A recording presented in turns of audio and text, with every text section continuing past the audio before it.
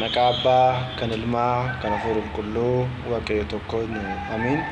Jaalatamtootaa maatii waaqayyoon kan jaalatan waaqayyoon dulchee kan isin jaalatu maqaa uumaa keenyaa fayyisaa keenyaa Sillaaseetiin akkam jirtu akka yoo nageessanii amiin. Galanni waaqayyo keenyaaf haa ta'u. Guyyaa har'aa waan muraasa sheerata wajjin haasa'uun barbaada. Innis wanta waqtaawaa wanta ammaa kanaa wal qabatee gaaffiin uummata Oromoo maalidha? የኦሮሞ ጥያቄ ምን ነበረ የሚለውን አንዳንድ ነገሮች አብረን እናያለን። ጋፊን ኡመተ ኦሮሞቲ ፊ ሰበለሞታ ኢትዮጵያ ኬስ ጅረኒ ijoollee ortodoksii ta'anii jechuudha. Gaaffiin isaanii inni ijoon maalidha yoo jettanii afaan kootinan tajaajilaa afaan kootinan tajaajilamaadha maal jechuudha. Qooqa ani danda'uuni wangeela na barsiisaatoo kennaa waaqayyoon naaf kenneen immoo wangeela nan barsiisaadha. Kanaaf immoo as keessatti wantoonni barbaachisan kitaabni qulqulluun afaan Oromiffaatti geeddaramuu qaba. Oromiffaa miti afaan sabalammoota hundattuyyuu jijjiiramuu qaba. Inni tokkoffaadha. Lammaffaa immoo kolleejjiiwwan hafuurawaa ta'anii ijaaramuu qabu. Kolleejjiiwwan hafuuramaa yoo ijaaraman namoonni baay'een achi keessa seenanii baratanii hubatanii bahanii wangeela barsiisuu danda'u waan ta'eefidha. Inni biraa inni sadaffaan immoo manni amantaa manni kiristaanaa dhiiga kiristoositiin hundeeffamtee lapheen namootaa amantaa galaksee bahaa jira. Namoonni immoo amantaa keessaa bahaa wanti jiraniif amantaa ganaa wanti jiraniif barumsa dhabuudhanii kun kitaaba qulqulluu irratti uummanni koo beekumsa dhabuurraa badee akkuma jedhu uummanni beekumsa dhabuurraa badaa jira. Uummata badaa jiru kana deebisuu qabna. Kanaaf immoo abbaa dhugaa ta'e abbaan sirrii abbaan tiksee hoolotaa eegu dhugumaan aangoo qulqullootaa san aangoo duuka bu'ootaa san qabu nuuf ramadamuu qaba gaafiin jedhu gaafii turedha jechuudha. Inni biraa immoo malaamaltummaa isaa ta'uu namoonni kiristaana ofiin jechaa hojii seexanaa raawwatan warroonni falfalan warroonni walitti waa godhan warroonni kokkobii ilaalan manuma kiristaanaa keessa waan jiraniif namoota kana immoo gorsanii yoon taane immoo mana kiristaanarraa fo'amuu qaba kan jedhu gaafiin ka'aa ture.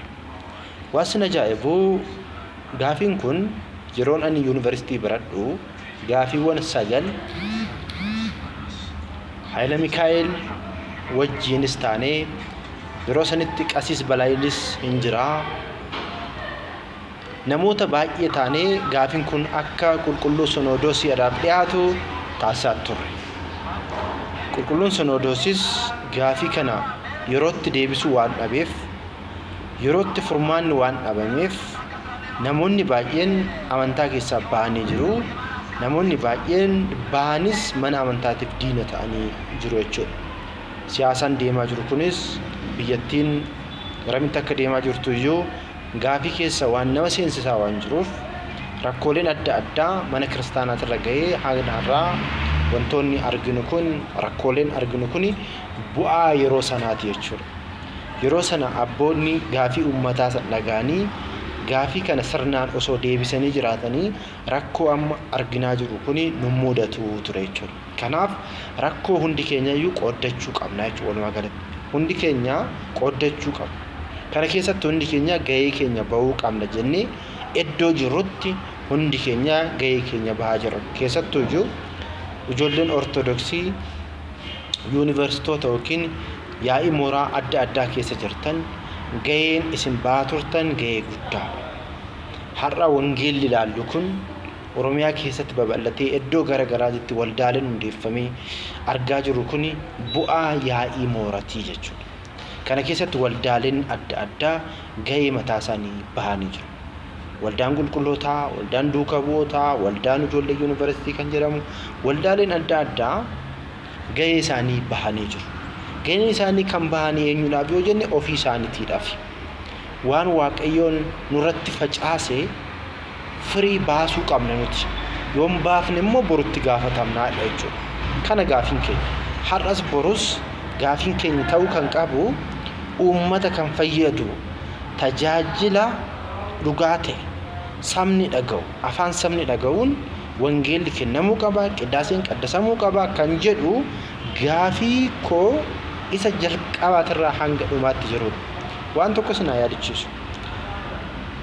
Yeroo darbe waggoota lamaan dura yookiin waggoota sadiin dura manni lubummaa Oromiyaa haa hundeeffamu jennee yeroo yaada kennaa turretti namoonni baay'een nu duuba deebi'anii aangoo waan argataniif gaafii san duubatti deebisanii jiru.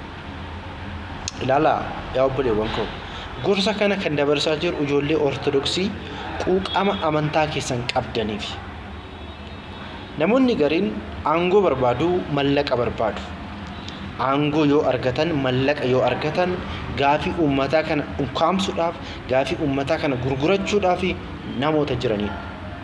Kun yeroo mana lubummaa Oromiyaa hundeessina jedhasani arginee jirra. Ammas argaa jirraadha. Ammas argaa jirra.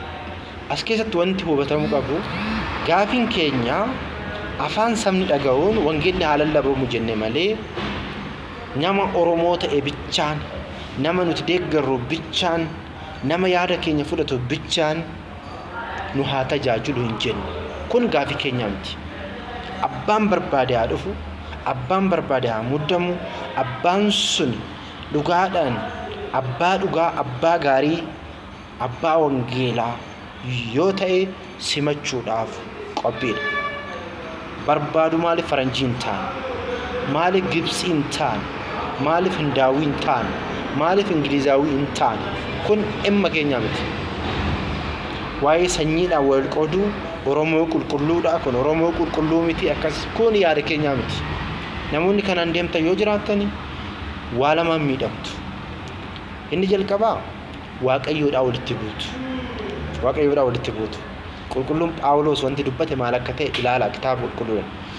Namni kiristaana ofiin jedhu tokko sanyummaa keessa seenee hin borcu. Hin borcu. Kanaaf Waaqayyoon akka walitti hin buune. Ayhuudonni yeroo baay'ee warroonni Fariisotaa fi Saduqootaa Waaqayyoo gammachiifna jedhaniiti hojii gadhee raawwachaa turan. Garuu Waaqayyoo maal jedhe isaanitti eekkame. Gooftaa keenya Kiristoosidhaan nuti ijoollee Abrahaam gaafa jedhanii isin ijoollee Abrahaamii miti. Osoo ijoollee Abrahaam taatanii hojii Abrahaam hojjetu san raawwattuu turtanii garuu isin ijoollee Daabiloos jechaanii ture. Maaliidhaaf hojiin isaanii Abrahaamidhaan waliif fakkaanne waan ta'eef. Nuti kiristaanotaadha. Mallattoo gooftaa hidhanneerra. Laali isa kana.